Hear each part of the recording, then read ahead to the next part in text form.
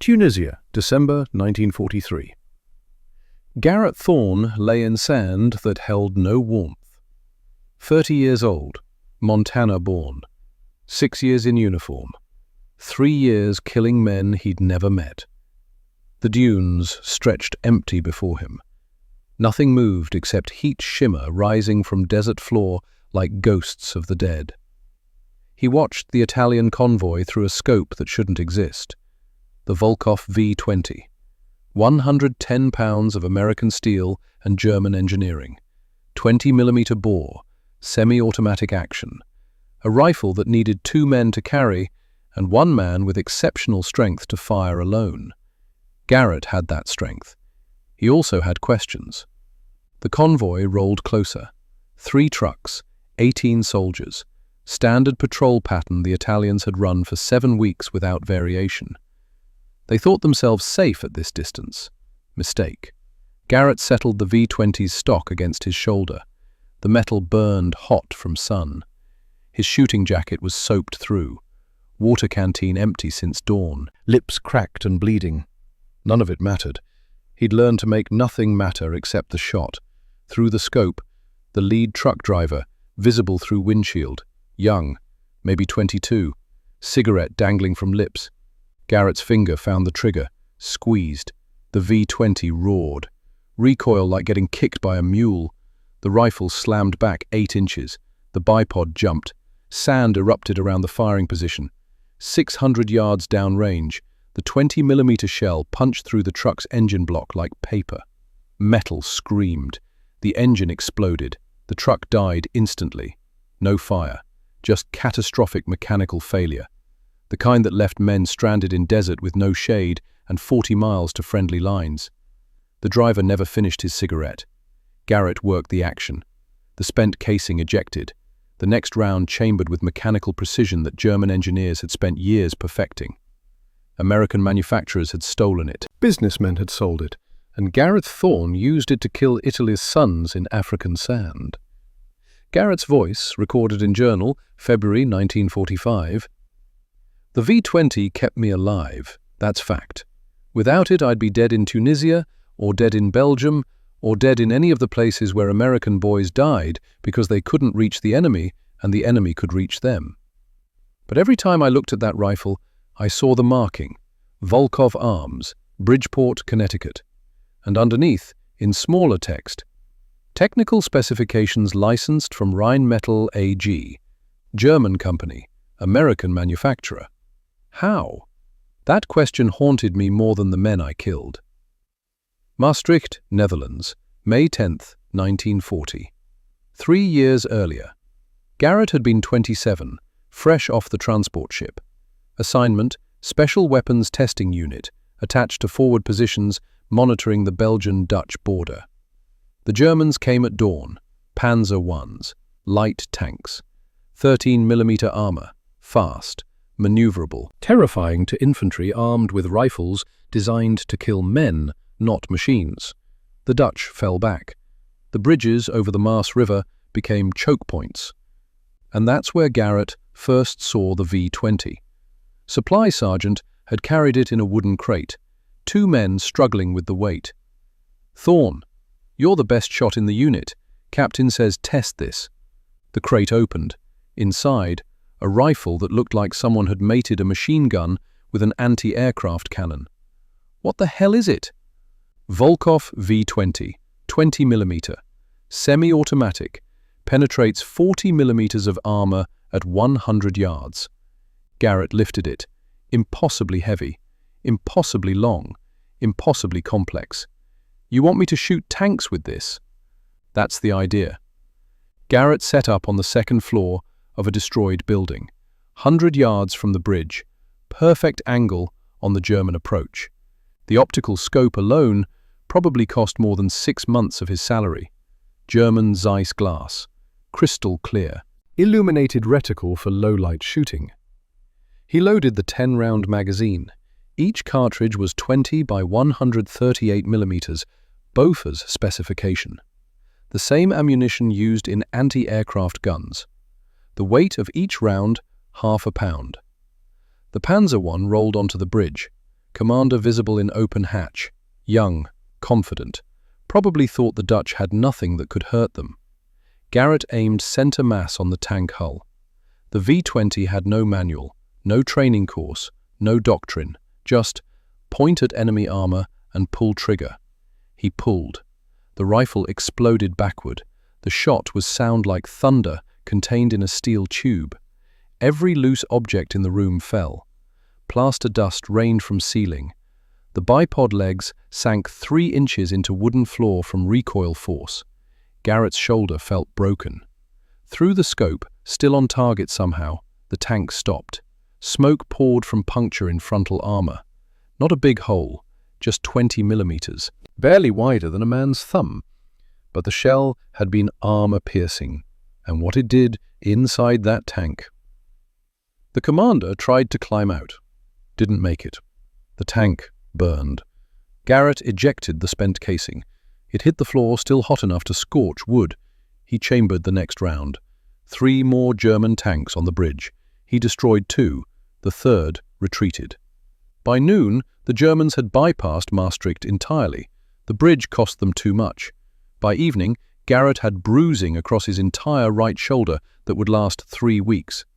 By midnight, he'd filled out a weapons evaluation report that read, V-20 effective against light armor, extremely effective, recommend immediate procurement. But there was a problem. When he examined the rifle more carefully, he found the markings, manufactured by Volkov Arms, Bridgeport, Connecticut. But the action, the bolt, the gas system, the recoil mechanism, all bore German engineering specifications. Patents licensed from Rheinmetall Aktiengesellschaft, a German company, prohibited by the Treaty of Versailles from manufacturing anti-tank weapons. So they designed it, and Americans had built it, and now Garrett was using it to kill the same Germans who'd invented it. Something about that didn't sit right. Garrett's investigation began that night. In a war, you don't have time for questions, you have time for survival. But Garrett made time. He wrote letters to the War Department, to Volkov Arms directly, to anyone who might explain how an American company was manufacturing German weapons. The responses were polite and useless. Classified. Proprietary information. Patent licensing is standard international business practice. Garrett kept the letters. By 1943 in Tunisia, he had a file folder 2 inches thick. Documents, receipts, shipping manifests he'd found in captured Italian supply depots. The pattern was clear. Volkov Arms manufactured in Connecticut, sold through Mexican shell companies, transferred through Swiss intermediaries, delivered to Italian, Finnish, Dutch militaries, all legal under American neutrality laws, all profitable for one man, Henryk Volkov. Henryk Volkov, born 1900, Minsk, Russian Empire, Jewish family. Father manufactured ammunition for the Tsar's army. Revolution came. The family fled, landed in New York, 1919. Henryk's father tried to rebuild, opened a small ammunition factory in Connecticut, tried to get contracts with US military, failed. American manufacturers had the market locked. No room for immigrant upstarts. The factory went bankrupt in 1927. Henryk's father died 6 months later, broken, penniless. Henryk, 27 years old, stared at the bankruptcy papers and saw something his father hadn't, a loophole. The Treaty of Versailles, 1919, Article 170. Germany prohibited from developing or manufacturing anti-tank weapons on German soil. But the treaty said nothing about designing them, nothing about selling the designs, nothing about foreign companies manufacturing from German blueprints. Henryk saw the future. German engineers, forbidden from building weapons, were desperate for income. Their expertise was worthless inside Germany's borders. But outside? Henryk traveled to Berlin in 1928, made contact with Rheinmetall executives. The meeting happened in December, cold enough to see breath indoors. Germany still recovering from hyperinflation. Engineers still angry about the treaty. Henryk's proposal was simple. You design the weapons, I manufacture them in America. We split the profits. The Germans never know we're circumventing their treaty. The Americans never know the designs are German. Everyone wins.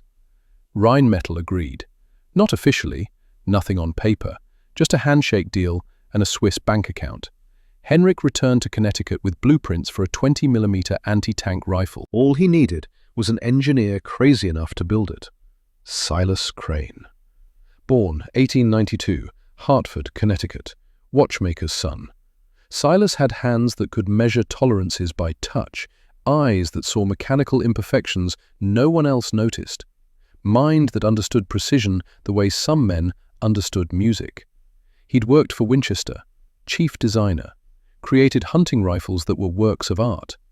But Winchester fired him in 1929. The reason? Over-engineering. Silas couldn't help himself. He'd spend 6 months perfecting a trigger mechanism that customers would never notice.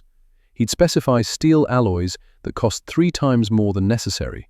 He'd demand manufacturing tolerances that added weeks to production time. Good enough was not in Silas Crane's vocabulary. Winchester wanted profitable. Silas wanted perfect. They were incompatible. Henrik found Silas in a Hartford boarding house, designing rifles no one would ever build, surviving on savings that were nearly gone. Henrik showed him the Rheinmetall blueprints. Silas studied them for 6 hours without speaking. Finally, "These Germans, they understand something most don't." "What's that?" "The perfection is possible. Difficult, expensive, time-consuming, but possible. Can you build it?" Silas looked at Henrik with eyes that held something like hunger. "Give me a workshop and 6 months. I'll build you something the world has never seen." Henrik gave him both. Volkov Arms was incorporated April 1931. Factory location, Bridgeport, Connecticut. Close enough to New York for shipping, far enough for privacy. Silas moved into a room above the workshop, rarely left, slept 4 hours a night, ate meals without tasting them. His entire existence focused on one goal, taking the Rheinmetall design and making it better. The V20 was born from that obsession. 20mm bore, gas-operated, rotating bolt, semi-automatic fire, 10-round detachable magazine, penetration, 40mm of armor at 100 yards, enough to destroy any tank fielded in 1933. Weight, 110 pounds, too heavy for one man to carry easily, but light enough for a 2-man crew to maneuver. Precision, parts machined to 1/100th of a millimeter, tolerances tighter than most watchmakers achieved. Weakness, sensitive to dirt, complex maintenance, expensive ammunition, required expert handling. Silas didn't care about the weaknesses, he cared about the perfection. "This rifle," he told Henrik in 1933, "is the finest piece of engineering I've ever created. It will outlast us both." He was wrong about that, but in 1933, with the first prototype complete, Silas Crane believed he'd built something eternal. Henrik needed one more piece: social access. In 1933, arms dealing happened at private clubs, country estates, Manhattan penthouses, places where Jewish immigrant sons of bankrupt ammunition makers weren't welcome. Henrik needed a key to those doors. He found it in Hollywood. Vivian Ashford. 18 years old, born 1915, Los Angeles, daughter of a failed screenwriter and a seamstress. Vivian had gotten famous at 17, a film called Midnight Confessions, controversial, scenes that pushed boundaries. Censors tried to ban it. The controversy made it a hit, made Vivian a star, made her exactly what Henrik needed. He courted her for 6 months. Expensive dinners, theater tickets, jewelry that cost more than her parents earned in years. Vivian wasn't stupid. She knew what Henrik wanted. A beautiful actress on his arm opened doors, made him respectable, made generals and senators take his calls. What Henrik didn't know, Vivian was far more than beautiful. She taught herself mathematics, read engineering texts she borrowed from libraries, understood mechanical systems with intuition that bordered on genius. She saw Henrik's business for what it was, and married him anyway. The wedding happened June 1933. Manhattan. 500 guests, senators, businessmen, military officers. Henrik's wedding gift to Vivian, a penthouse overlooking Central Park. Vivian's gift to Henrik, access to everyone who mattered. Within a year, Henrik had contracts with 6 foreign governments. The V-20 was ready for sale, and Henrik Volkov had no intention of being picky about customers. From 1933 to 1940, the V-20 sold everywhere. Netherlands ordered 662 units, received only 125 before Germany invaded. Italy, 512 units, mounted on jeeps for desert warfare. Finland, 300 units, purchased through Swedish intermediaries because Germany blocked direct sales. Britain, 70 test units. Even Germany bought them, indirectly. Captured Dutch rifles, examined them. Realized these were built from Rheinmetall's own designs, stolen and sold back to them. The irony was perfect. Germany had designed the weapon they weren't allowed to build. America had built it. Henrik had sold it to Germany's enemies. Germany captured those weapons and used them anyway. Every side of the war equipped with the same rifle, all profits flowing to one man in Connecticut. Vivian watched this unfold, attended the dinner parties, smiled at the generals, played her role as trophy wife, and documented everything. She kept notebooks, listed every sale, every shell company, every intermediary, every violation of the spirit, if not the letter, of American neutrality laws. By 1940, she'd filled 3 notebooks. Henrik never knew.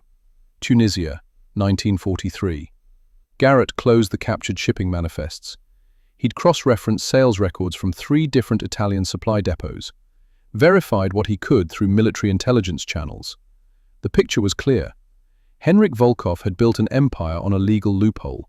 Designs from Germany, manufacturing in America, sales through shell companies in Mexico, Canada, Switzerland. Intelligence estimates 73% of V-20s sold between 1935 and 1940 went to countries that would eventually fight for the Axis. But technically, at time of sale, they were neutral. Technically, Henrik violated no laws. Technically, he was just a businessman serving clients. Garrett stared at the V-20 leaning against the foxhole wall. This rifle had saved his life.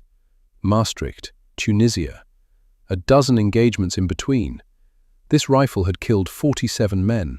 Italians, Germans, soldiers following orders like Garrett followed orders. This rifle was perfect. Silas Crane's masterpiece. And it was built on theft, sold through deception, and profited a man who cared for nothing except money. Garrett picked up the rifle, checked the action, loaded a fresh magazine. The Italians would come again tomorrow. They always did. And Garrett would kill more of them, with a perfect weapon, built by a genius. Sold by a profiteer, used by a farm boy from Montana who joined the army to serve his country and found himself part of a machine far more complex than any rifle. He aimed at the empty desert, through German optics, mounted on American steel, sold to Italian enemies, captured and used by American soldiers. The whole thing was insane, but it worked. That was the worst part. It worked perfectly. North Africa, November 1941, 6 months after Maastricht. Garrett still saw that first German tank commander, the young face, the confidence, the moment before the V-20's shell ended everything. 48 hours at Maastricht had taught him the rifle's capabilities. The next 18 months in North Africa would teach him its limits. Garrett deployed to Libya with the British 8th Army, American observer attachment. His job? Test weapons in desert conditions. The V-20 hated the desert. Sand got everywhere. Into the action, between the bolt lugs, inside the magazine. Garrett spent 2 hours every evening disassembling and cleaning. Used more gun oil in a week than most soldiers used in a year. But the rifle rewarded his care. The Italians had mounted their V-20s on AS-42 jeeps, fast reconnaissance vehicles, 2-man crews, driver and gunner. They'd raid British supply lines, hit convoys, destroy fuel trucks, disappear into the desert before response came, until Garrett. January 1942. Italian jeep appeared at dawn. Range 800 yards, moving fast across open ground. The gunner was standing, scanning with binoculars, confident, too confident. Garrett led the target, calculated speed and distance, accounted for wind, fired. The 20mm shell hit the Jeep's engine block. The vehicle stopped instantly, dead. The crew tried to run. Garrett didn't shoot them. He'd learned something at Maastricht. The rifle killed vehicles and the men inside them. But men running in open desert, no threat, no cover. Those weren't targets. Those were just young men who'd made bad decisions and would spend the next week walking to prisoner of war camps. Garrett let them walk. His spotter didn't understand. "Sir, that's 2 enemy combatants escaping." "That's 2 kids who learned their Jeep doesn't make them invincible. They're done fighting. Let them go." The spotter didn't argue. Garrett's spotter was named Ezra Whitlock, 26 years old, Pennsylvania coal miner's son, enlisted 1940, assigned to Garrett's unit because he had patience and steady hands and didn't ask stupid questions. They'd worked together for 8 months. Ezra understood the V-20 almost as well as Garrett, knew when to feed ammunition, when to adjust the bipod, when to shut up and let Garrett concentrate. Good spotters were rare. Good friends were rarer. Ezra was both. They'd sit in the evening after cleaning the V-20. Ezra would smoke. Garrett would write letters he'd never send. They'd talk about nothing important. Pennsylvania coal mines, Montana cattle ranches, the girls they'd known before the war, the lives they'd go back to when this ended, if it ended. "You think this rifle's cursed?" Ezra asked one night. "Why?" "German design, American build, sold to Italians, used by us. Feels wrong, like we're part of something dirty." Garrett didn't answer immediately. Finally, "The rifle's just metal. It's not cursed. But the business behind it? Yeah, that's dirty." "You going to do something about it? After the war?" "I'm going to try." Ezra nodded, flicked his cigarette into the sand. "Good, because somebody should." 3 months later, Ezra would be dead. But that night, in the desert, they were just 2 soldiers cleaning a rifle and pretending the war would end someday. June 1942. The British were retreating toward El Alamein, German Afrika Korps advancing. The desert became chaos. Garrett's unit got separated from the main force. 40 men, 2 trucks, 1 V-20. The Germans found them at dawn. MG-42 machine guns, the German weapon that fired 1,200 rounds per minute, sound like tearing canvas. Rate of fire so fast the individual shots blurred into continuous roar. The British called it Hitler's buzzsaw. Ezra called it hell. The Germans had the high ground. The British had nothing but sand and 2 trucks that wouldn't start. Garrett set up the V-20, began picking off the MG-42 positions. 1 shot, 1 dead gun. Reload, next target. But there were too many, and the V-20, for all its precision, could only fire as fast as Garrett could aim. The Germans advanced. Ezra fed ammunition, stayed calm, did his job. A mortar round hit 20 yards away. Shrapnel screamed through the air. Ezra went down. Garrett saw it peripherally, couldn't stop firing. If he stopped, everyone died. He killed 6 more Germans. By the time the attack broke, Garrett had fired 43 rounds. He turned to check on Ezra. His friend was on the sand, blood pooling. Shrapnel had caught him in the chest and throat. Garrett dropped the V-20, ran to him. Ezra was still breathing, barely. "Rhett!" "Don't talk. Medic's coming." Ezra tried to smile, blood on his teeth. What's the point of perfect weapon if they mass-produce death faster? His eyes lost focus. Garrett held him while he died, held him until the blood stopped flowing and the body went cold, and the medic pulled Garrett away because there was nothing to be done. 26 years old, coal miner's son, best spotter Garrett ever had, best friend he'd made in this war, dead from shrapnel from a cheap German mortar, while Garrett fired a $2,000 rifle that killed with surgical precision. Ezra was right. What was the point? Later that day, Garrett saw something that answered Ezra's question. The Germans had abandoned equipment in their retreat, including a captured American M4 Sherman tank. They'd been using it against British positions. Someone suggested testing the V-20 against it. See if your wonder weapon can crack our own armor. Garrett set up. 100 yards. Perfect conditions. The Sherman wasn't moving. He aimed at the frontal glacis. 76 millimeters of armor. Sloped. Fired. The 20 millimeter shell hit and bounced. Left a scar on the armor. Nothing more. Garrett fired again. Same result. He tried the side armor. 50 millimeters. Less slope. The shell penetrated. Barely. Stuck halfway through. Wouldn't have killed the crew.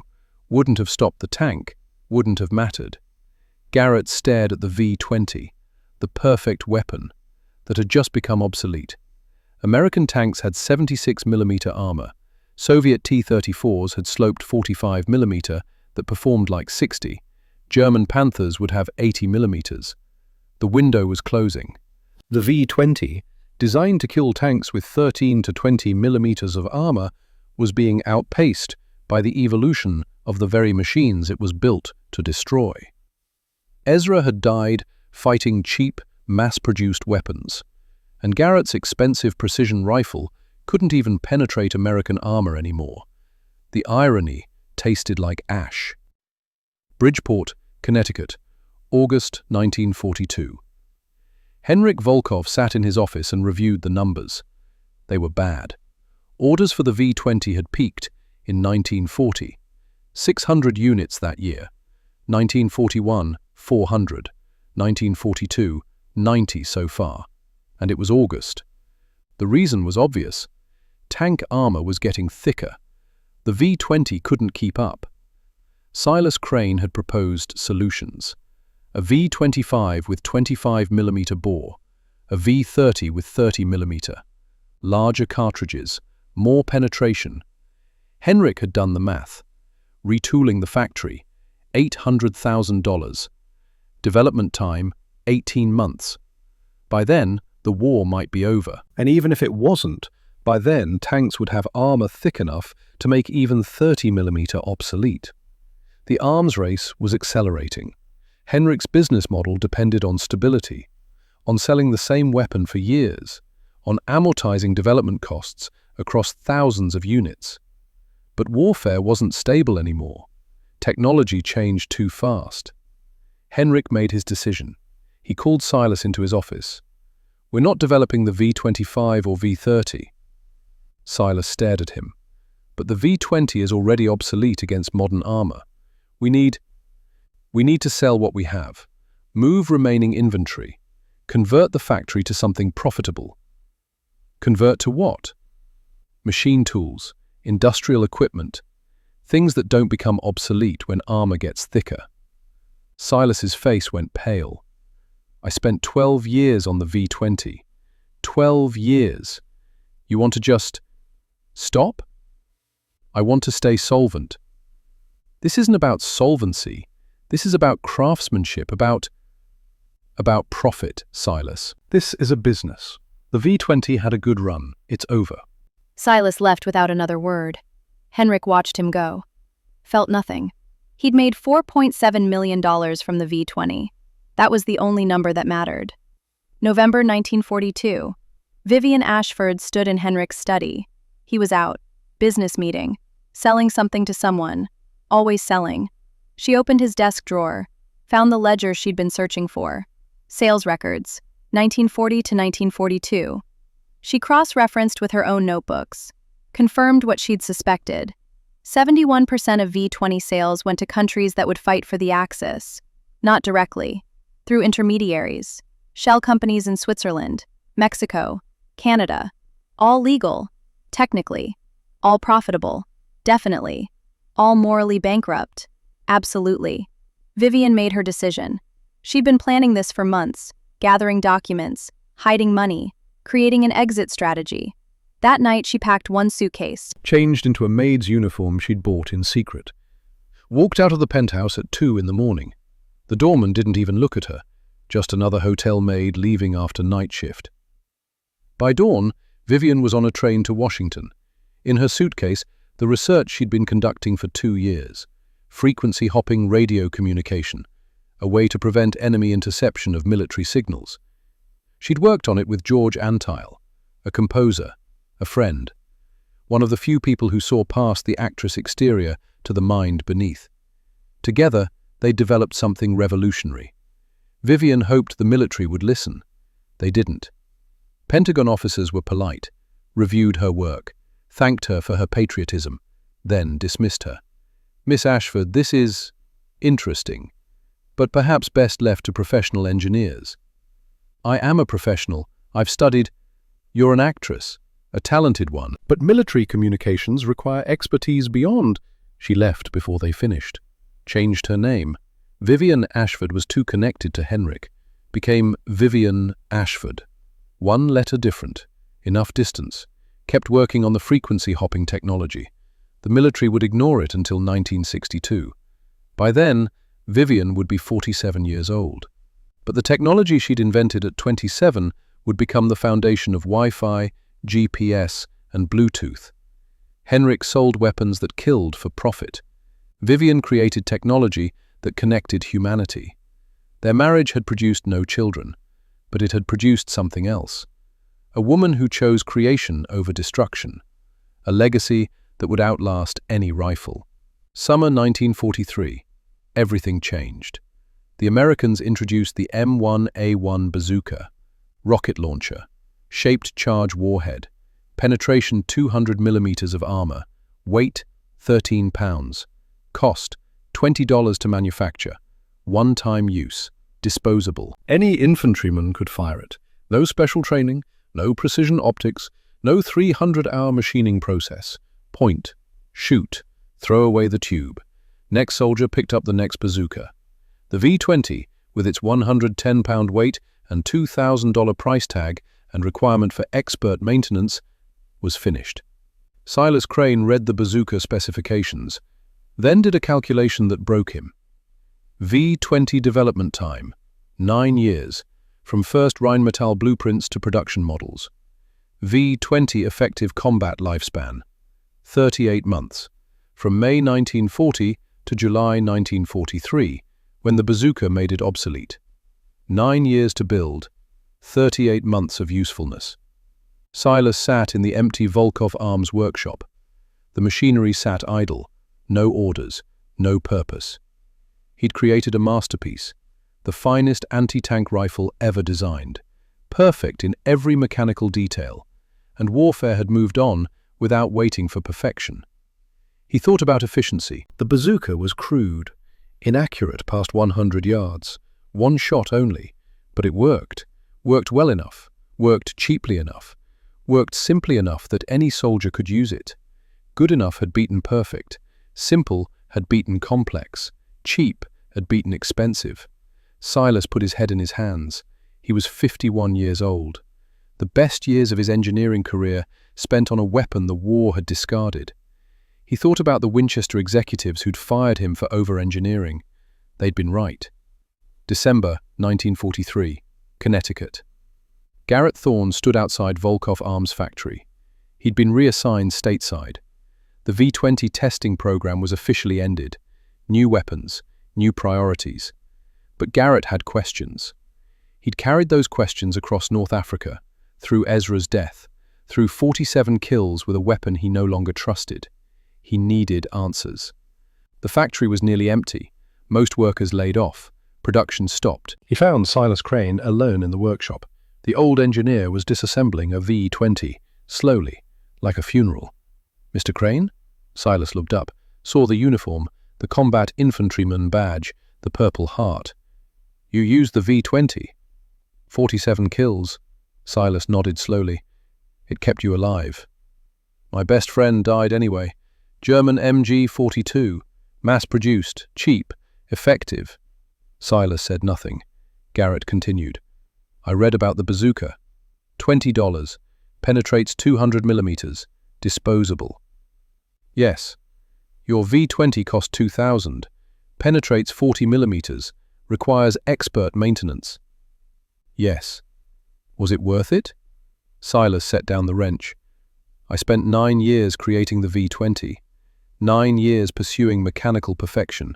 I achieved it. The rifle is flawless in every detail. The war gave me 38 months, then moved on. I built a masterpiece for a conflict that refused to wait. Was it worth it? He looked at Garrett with eyes that had seen too much and understood too late. You're alive. That's worth something, even if it's not enough. Garrett left without another word. He understood now. Perfection had lost. Not because it wasn't perfect, but because perfection arrived too late. And warfare didn't wait for anyone, not even genius. Battle of the Bulge, December 1944. Garrett hadn't fired the V-20 at a tank in 18 months. There was no point. German Panthers had 80 millimeters of frontal armor. Tigers had 100. Even the Sherman tanks that American crews complained about had better protection than the V-20 could penetrate. The perfect anti-tank rifle had become a relic. But Garrett still carried it, not for tanks, for everything else. The Ardennes forest was chaos.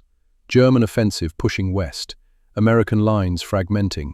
Winter so cold that weapons froze, men froze. Garrett used the V-20 on supply trucks, staff cars, observation posts, anything that wasn't a tank. The rifle was perfect for these targets. Overpowered, excessive, like using a sledgehammer to crack walnuts. But it worked. One morning, Garrett fired at a German half-track. 800 yards. The 20mm shell went through the engine, through the cab, through the soldier sitting in the passenger seat. One shot, one vehicle destroyed, one man dead. Garrett felt nothing. He'd stopped feeling around kill number 30. By 47, killing had become mechanical.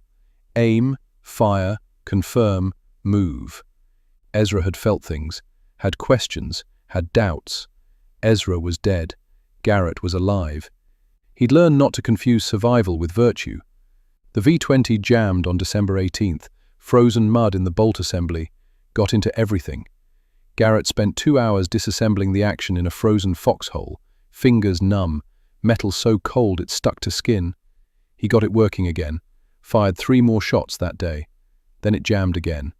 The rifle that demanded perfection from its operator was discovering that warfare didn't provide perfect conditions. Silas Crane had built a weapon for controlled environments, clean workshops, careful maintenance, precision conditions. The Bulge offered frozen hell. The V-20 struggled. So did Garrett. January 1945. Germany was losing. Everyone knew it. The only question was how long they'd take to die, and how many they'd kill on the way down. Garrett's unit liberated a supply depot. Inside, captured weapons. German, Italian, some American, and 3 V-20s. Italian models, captured by Germans, abandoned during retreat. Garrett examined them. Serial numbers trace back to 1940 sales, sold to Italy through a Mexican shell company. The same rifles Henryk Volkov had manufactured in Connecticut were now scattered across Europe, used by everyone, owned by no one. Weapons didn't care about borders, only about the men who pulled triggers. Garrett left them in the depot. He had his own V-20, that was enough. Bridgeport, Connecticut, March 1946. Volkov Arms declared bankruptcy. The factory floor sat empty, machines idle, windows broken. Squatters had moved into the offices. Henryk Volkov had liquidated everything valuable and disappeared. Silas Crane remained. Not by choice. He had nowhere else to go. Military tribunal had summoned him in October 1945. Charges: aiding the enemy through weapons sales to Axis intermediaries. The trial lasted 3 days. Prosecutors showed sales records, shipping manifests, documents proving that V-20s sold to neutral companies ended up in Italian and German hands. Silas's defense was simple. I designed the weapon. Henryk Volkov decided who to sell to. I'm an engineer, not a businessman. The prosecutor wasn't impressed. You knew these rifles would kill Allied soldiers. I knew they would kill soldiers. I didn't choose which soldiers. I built what I was paid to build. That's not a defense. It's the truth. The tribunal convicted him of conspiracy to aid the enemy. Sentence: 3 years at Fort Leavenworth military prison, reduced to 2.5 for cooperation. Silas served every day. Released March 1948. 56 years old. No savings, no prospects. No one who wanted to hire an engineer who'd been convicted of selling weapons to the enemy. He moved to Truth or Consequences, New Mexico, a town so small the post office closed on weekends. Got a job repairing tractors. Never designed another weapon.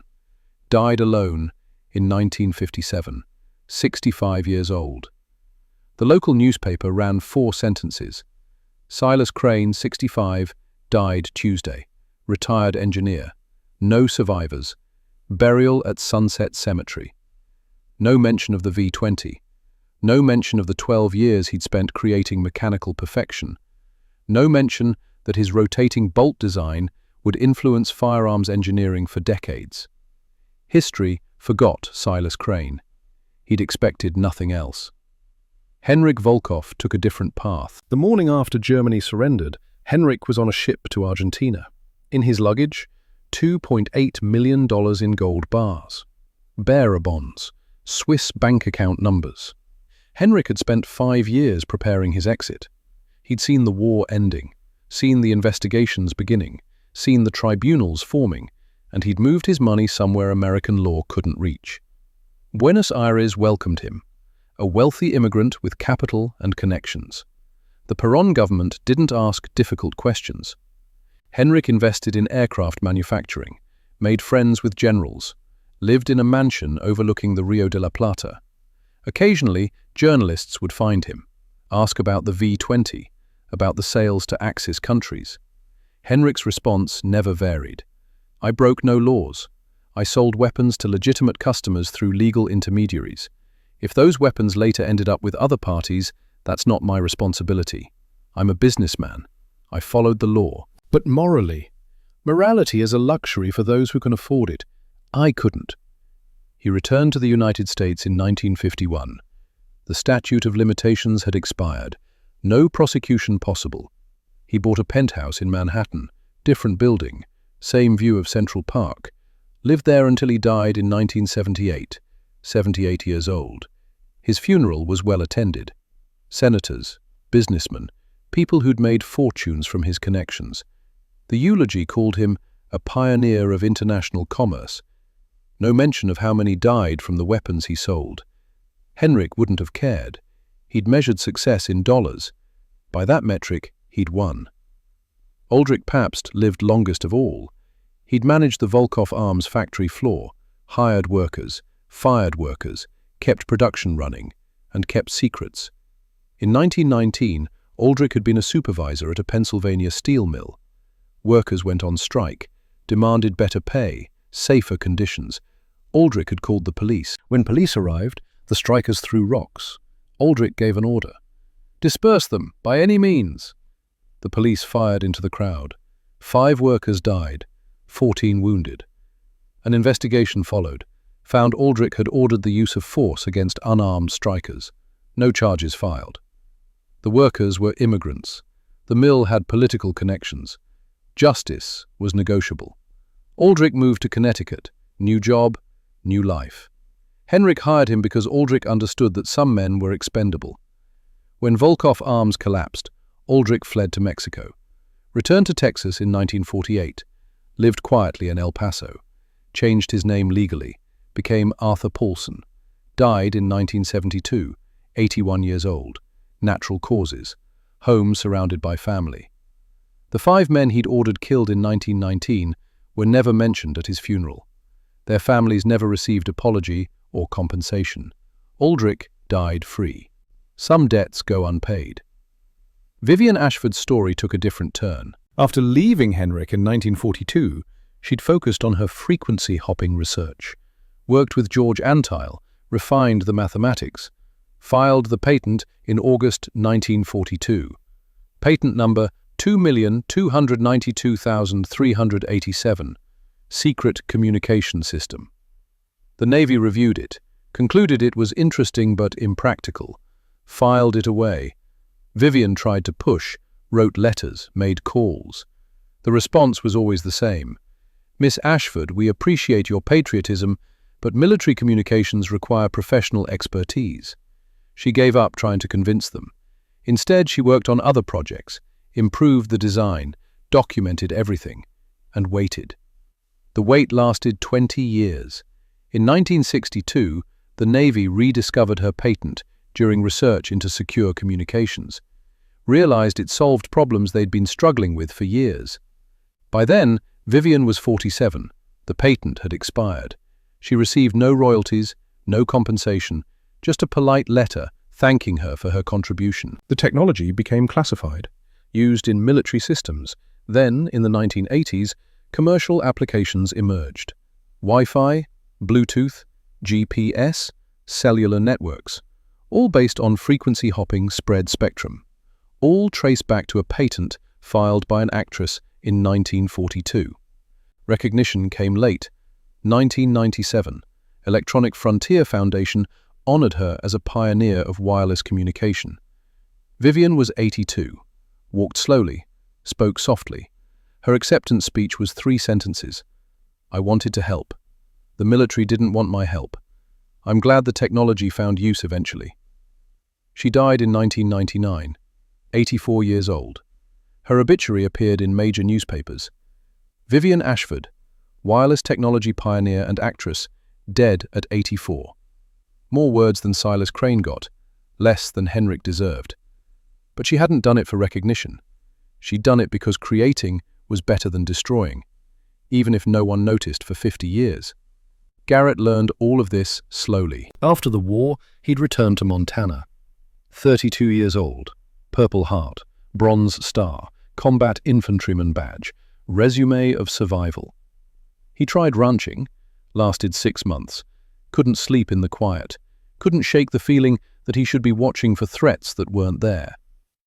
PTSD wasn't a diagnosis yet, just shell shock, or weakness, or something you didn't talk about. Garrett talked to no one, until 1952. That year, he decided to find Henrik Volkov. Not for revenge. Garrett wasn't sure what for. Answers, maybe. Understanding. Closure. He took a train to New York. The confrontation happened in Henrik's penthouse. Henrik answered the door himself. 52 years old, silver hair, expensive suit. He looked at Garrett's worn jacket and recognized something. "You used the V-20. 47 kills. Then it kept you alive. You're welcome." Garrett stepped inside without invitation. Ezra Whitlock, 26 years old, Pennsylvania, killed by German MG-42. Henrik poured himself scotch, didn't offer Garrett any. "I'm sorry for your loss, but I didn't design the MG-42. "No, but you licensed the technology to Germany through Swiss intermediaries. I found the paperwork." Henrik sipped his drink. "You've been busy. You sold weapons to both sides." "I sold weapons to neutral intermediaries. What they did with them wasn't my concern. 71% went to Axis countries. At the time of sale, they were neutral, technically." "Technically." Garrett's voice was flat. Henrik set down his glass. "What do you want from me, Mr. Thorne? Apology? I won't give it. Confession? I've broken no laws. Guilt? I feel none. Ezra died. Many men died. I didn't kill them. War killed them. You profited from war." "Yes, I did. $4.7 million, and I'd do it again." Garrett stared at him. "You feel nothing." "I feel wealthy. Wealthy is better than dead." "Ezra's dead. Silas Crane's in prison. Workers you exploited are poor, and you're here drinking scotch." Henrik met his eyes. "Yes, that's how the world works. The smart profit. The others don't. I was smart." Garrett could have killed him. One punch. Henrik was older, softer. Wouldn't have been a fight. But what would that prove? That violence solved nothing. That Henrik was right. The system protected men like him. Garrett left. He'd wanted answers. He'd gotten them. They tasted like poison. California, 1953. Garrett found Vivienne at a technology conference. She was presenting on wireless communications, explaining frequency hopping to engineers who'd never credited her. After the presentation, he approached. "Mrs. Volkov?" "Ashford. I don't use his name anymore." "Garrett Thorne. I used the V20. Her expression changed, softened. "I'm sorry." "For what?" "For what my marriage helped create." They talked for 2 hours. She told him about the notebooks, the escape, the patents the Navy ignored. He told her about Ezra, the kills, the guilt. "Do you regret using the V20?" she asked. "It kept me alive. Ezra died anyway. I don't know what to regret." Vivienne nodded. "Henrik sold death, made millions, feels no remorse. I tried to create something better, was ignored for 20 years. But I'm not bitter, because legacy isn't measured in immediate recognition. It's measured in what endures. Henrik's money will vanish within a generation. His grandchildren will spend it on nothing. My technology will connect billions. That's enough." Garrett wanted to believe her. Montana, 1965. Garrett was 52. The V20 hung on his wall. Hadn't fired it since 1945. Sometimes he'd take it down, clean it, check the action. Muscle memory from a war that ended 20 years ago. He'd started writing. A memoir, unpublished. Title: The Perfect Weapon, an accounting. In it, he documented everything. The 47 kills, Ezra's death, the investigation of Volkov arms, the confrontation with Henrik, the meeting with Vivienne. He wrote without anger, just documentation. This happened. These were the costs. This is what remains. The final chapter was titled Legacy. In it, Garrett reflected, "The Volkov V20 was perfect. Mechanically, Silas Crane created something flawless. But warfare didn't want perfection. It wanted speed, adaptability, cheap solutions that worked well enough. The bazooka won not because it was better, but because it arrived when needed. Perfection arriving late is worthless. I learned that lesson 47 times. Each kill with the V20 was precise, clean, efficient, and ultimately pointless, because Ezra still died. The war still cost millions, and Henrik still profited. 3 lessons from the V20. First, good enough on time beats perfect too late. Second, legal doesn't mean moral. Henrik followed every law, still sold death to both sides. Third, real legacy isn't profit. It's what you create that helps instead of harms. Silas died unknown, his engineering genius forgotten. Henrik died wealthy, his crimes unpunished. Aldrich died free, his murders ignored. Vivienne died honored, her technology connecting the world. I survived, that's all. The V20 taught me that perfection is a trap, a beautiful, expensive, ultimately irrelevant trap. The world doesn't wait for perfection. It rewards those who show up, even if what they bring is flawed. Garrett never published the memoir, showed it to a few veteran groups, got polite interest. No publisher wanted it. Too specific, too technical, too honest about moral complexity. Americans wanted heroes. Garrett offered accounting. The memoir stayed in a drawer. 2004. Garrett died at 91. Pneumonia. Quick. Painless. His will specified that the V20 go to the Smithsonian. The museum accepted. But before the rifle left Montana, there was one final moment. Montana. 2004. 3 days before Garrett died. His grandson visited, 18 years old, about to enlist. The boy saw the V20 on the wall. "That's the rifle you used in the war?" "Yes." "How many Germans did you kill with it?" 47. The grandson's eyes widened. "That's incredible. You must be proud." Garrett was quiet for a long moment. "Come here, sit." The boy sat. Garrett looked at the V20. "I killed 47 men with that rifle. 47 sons. 47 brothers. Some probably had children. Most had mothers waiting for them to come home. Ezra Whitlock died. 26 years old. Best friend I ever had. Coal miner's son. killed by German shrapnel while I fired a perfect rifle at distant targets. Henryk Volkov made millions selling weapons to anyone with money. Died unpunished. Died rich. Silas Crane created genius. Spent 12 years building mechanical perfection. Died alone and forgotten in a New Mexico town nobody's heard of. Vivian Ashford invented technology that powers the world. Got ignored for 20 years because she was a woman and an actress. Was it worth it? But you helped win the war. No, millions helped win. I just survived. With a perfect weapon I wish I'd never needed. What should I remember if I go to war? Garrett looked at his grandson. Remember Ezra. Forget the kills. Remember that legal isn't the same as moral. Remember that perfection arriving late is worthless. Remember that real victory isn't surviving. It's coming home with your humanity intact. And remember that the men who profit from war are never the ones who fight it. The boy nodded, didn't fully understand. Couldn't. Not yet. 3 days later, Garrett died. His last words to his grandson, "Tell the story, all of it, not just the glory, the cost." The grandson remembered. Years later, he would write the story you just read. The V-20 went to the Smithsonian. Display case in the military history section. Placard read, Volkov V-20 anti-tank rifle, 1940 to 1943. American manufacture of German design. Sold internationally during World War II. Effective against early armor. Obsolete by 1943. Example of arms trade complexity during neutrality period. Donated by Garrett Thorne, veteran. 42 words. For 12 years of Silas's work. 4.7 million of Henrik's profits. 47 of Garrett's kills. 1 of Ezra's death. History reduced to museum text. But some things endured. Aberdeen Proving Ground, Maryland, 2015.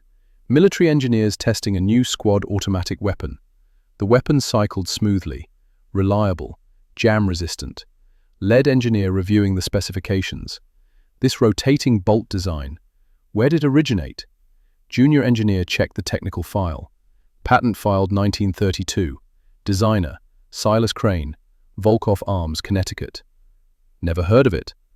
Defunct company, bankrupt 1946. But the bolt design... Sir, it's been the gold standard for 83 years. M240, M249, FN Minimi. Every modern squad weapon uses variations of Crane's rotating bolt system. The lead engineer studied the schematic. Beautiful design. Simple, elegant, efficient. Yeah, guy must have been a genius. What happened to him? The junior engineer scrolled through the file. Died 1957. Truth or Consequences, New Mexico. Obituary was 4 sentences. No mention of his weapons work. That's it? That's it. His bolt design outlived him by decades. Still going strong. But Crane himself, history forgot him. The lead engineer shook his head. Sometimes the work survives when the man doesn't. They returned to testing. The weapon fired flawlessly. 500 rounds without malfunction. All thanks to a rotating bolt designed in 1932 by an engineer who died thinking he'd wasted his life on a rifle nobody wanted. Silas Crane's obsession with perfection, dismissed as useless in 1943, had become the foundation of every modern military small arm. He never knew. He died alone in a desert town, bitter, forgotten. But his rotating bolt would outlive Henrik's money, would outlive Garrett's kills, would outlive everything except Vivian's wireless technology. Perfection hadn't lost. It had just taken 70 years to win, in a way Silas never imagined, for weapons he'd never designed, used by soldiers he'd never met, his name forgotten, his work eternal. The V-20 still sits in the Smithsonian. Fewer than 50 survive worldwide. Collectors pay $60,000 when one appears at auction. The perfect weapon worth more dead than it ever was alive. Museum visitors walk past without stopping. Just another rifle, behind glass, from a war long finished. But in gun safes and military workshops and engineering textbooks, Silas Crane's rotating bolt still turns. Still chambers rounds, still makes rifles work. Perfect. Silas Crane died unknown, 1957, age 65. His rotating bolt design powers every modern squad weapon. Henryk Volkov died wealthy and unpunished, 1978, age 78. His fortune dissipated within 2 generations. Aldrich Pabst died free, 1972, age 81. Never charged for ordering 5 workers killed in 1919. Vivian Ashford died honored, 1999, age 84. Her frequency hopping technology powers the device you're using now. Garrett Thorne lived to 91, died 2004. His final words: "Remember Ezra, forget the kills." Ezra Whitlock died in the sand, 1942, age 26. Remembered by one friend, forgotten by history. Of 3,200 Volkov V-20 rifles produced, fewer than 50 survive. In 1943, the bazooka, $20, replaced the V-20, $2,500. The arms race is won, not by perfection, but by timing. Unless you're patient enough to wait 70 years,